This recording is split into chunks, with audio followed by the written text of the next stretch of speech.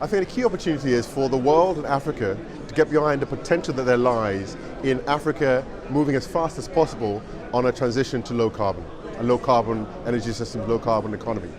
Now, of course, we can't do that all at once, yeah? So what COP does is can draw attention to Africa's needs and to try and ensure that Africa gets the financing and support it needs to allow it to take that path, and not necessarily the path of the currently in the richest nations in the world, which are the historic emitters, or the path of the more recent developed economies, say China and India. Help Africa. This is an opportunity for attention to be placed on what Africa needs to assist Africa to move forward at a faster rate towards a low carbon economy. That's the key opportunity. That's the key opportunity as far as I see it. Africa needs understanding. Africa needs global support for the African reality and where Africa and African positions.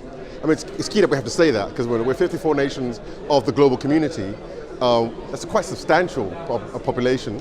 Demographically, by the end of this century, the globe will be the majority of people in the world will be Africans. So the decisions we make at COP are important not just to the globe, but to Africa, and Africa being a key player in the world, not a marginalized continent, a key player in the world. So in that sense, the world needs to be aware of what Africa is saying. The African voice, one united African voice, must be a voice at the global stage, and a voice which is listened to and supported. Because if we get it right in Africa, we're going to get it right globally. That's why it's APP we've said, you know, as far as the SDGs are concerned, we see them as global goals, but there's African realities in that, because they're only going to succeed if they succeed quickly in Africa.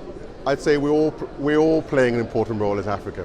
But within that, I hate to be, having spent nearly 12 years in Addis Ababa, where the African Union is based, and being a Pan-Africanist myself, I hate to single out countries. We're all playing a role, but of course there are some who are in the so-called vanguard, who are real pioneers, you know. Of course, when we talk of that, we talk of Ethiopia.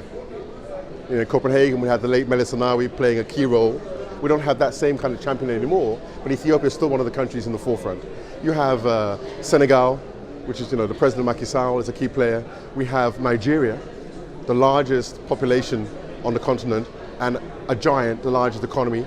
We have smaller countries like Rwanda, which have been moving at a very fast pace in terms of just taking on board the opportunities that we have before us regarding renewable energy.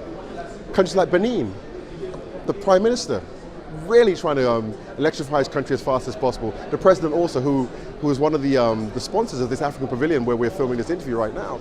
Should I have said that or not? Countries such as Benin, which are also playing a key role. South Africa, of course, another giant, you know.